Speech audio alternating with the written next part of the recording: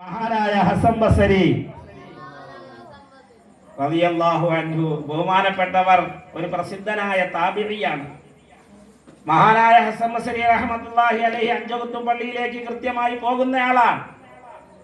നേരത്തെ നമ്മളെ ഹസൻ റഷാദി ഉസ്താദ് പ്രസംഗിച്ചപ്പോ വളരെ കാര്യമായി ചില പോയിന്റുകൾ നിങ്ങളെ ശ്രദ്ധയിൽപ്പെടുത്തി.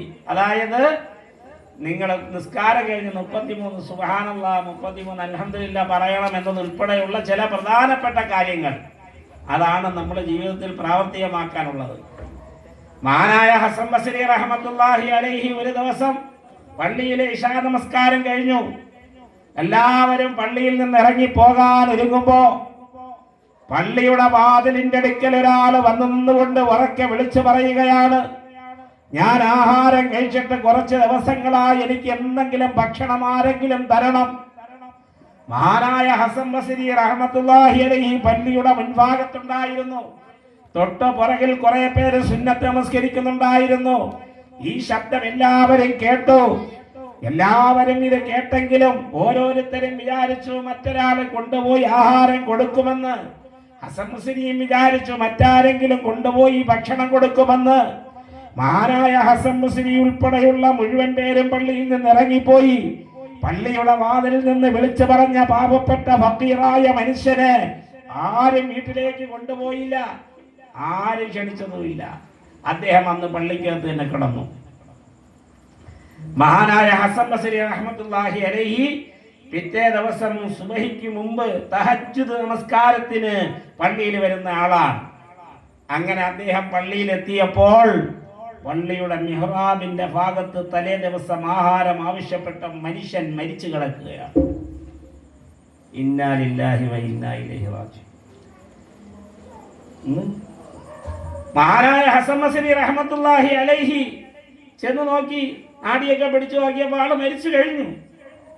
അല്ലാഹുവേ, ഹസൻ ബസരി റഹ്മത്തുള്ളാഹി അലൈഹിക്കുണ്ടായ വിഷമം സഹിക്കാൻ കഴിയുന്നില്ല. മഹാനായ ഹസൻ ബസരി റഹ്മത്തുള്ളാഹി അലൈഹി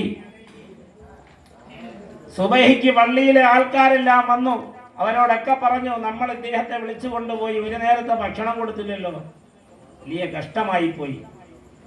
അല്ലാഹുവേ, ഞങ്ങൾക്ക് കഴിഞ്ഞില്ലല്ലോ എന്ന വല്ലാത്ത വേദന.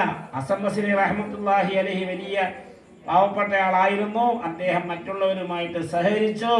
തുണി വാങ്ങി, കഫം പുടവ വാങ്ങി, അദ്ദേഹത്തെ കുളിപ്പിച്ചു, കഫം പൊതിഞ്ഞു. ആ പള്ളിയുടെ പരിസരത്ത് ഖബർസ്ഥാനിൽ ഖബറടക്കം ചെയ്തു.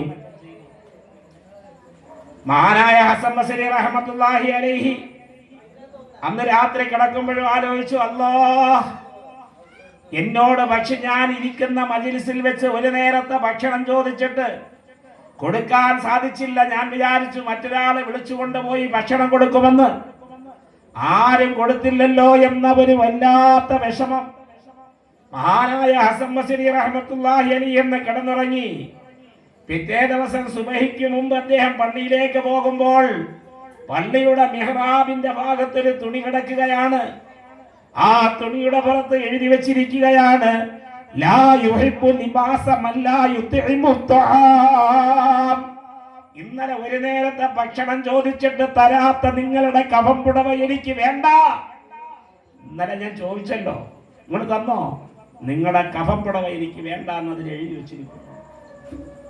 അല്ലാഹുവേ, മഹാനായ ഹസൻ ബസരി റഹ്മത്തുള്ളാഹി അലൈഹിക്ക് വേദന കൂടി, അദ്ദേഹത്തിന്റെ പ്രയാസം വർദ്ധിച്ചു.